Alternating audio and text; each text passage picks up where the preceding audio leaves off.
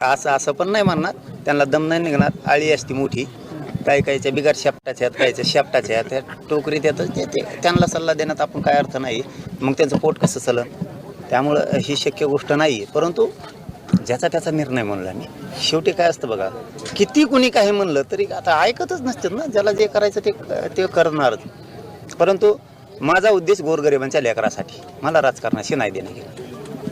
दादा, हैदराबाद गॅजेट लागू झाल्यानंतर बीडमधून फक्त 11 कुंभी प्रमाणपत्र आतापर्यंत मिळाले. संभाजीनगरमधला आकडा जर बघितला तर 40च्या पुढे गेलेला नाही संपूर्ण मराठवाडा विभागाचा. नेमकं हे राबवण्याची जी प्रक्रिया आहे ती योग्य पद्धतीने चालू नाही का? नेमकं अशा पद्धतीने अडचणी काय येतात? आपल्याला अगोदर त्यावेळेस त्यांनी असं सांगितलं होतं की आत्ताच 8-15 दिवस झाले GR काढून, आणि शेतकऱ्यांवरती प्रचंड मोठं संकट आलं मराठवाड्यातले. आपण थोडं थांबूयात, पटलं आम्हाला. त्याचं कारण पण तसं होतं की शेतकरी तुम्ही सगळ्यांनी बघितलं किती संकटात होता. GR मराठवाड्याचा, शेतकरी संकटात पण आला मराठवाड्याचाच, आणि ते आपलेच बांधव. थांबूयात, 4 दिवस लेट निघत अशा हिशोबाने आम्ही थांबलो. तोवर आचारसंहिता लागली. पण मी गॅरंटीनं सांगतो तुम्हाला, मराठवाड्यातला आणि पश्चिम महाराष्ट्रातला एक पण मराठा आरक्षण वाचून राहणार नाही, एक पण.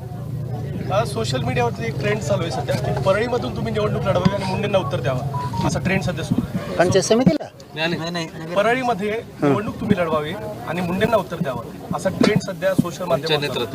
नाही, माझ्या डोक्यात हे बघा, मी नाही लपवत बघा कधी, आणि तुम्ही सगळे बघतात बी, मी लपतच नाही आणि मला लपता पण येत नाही.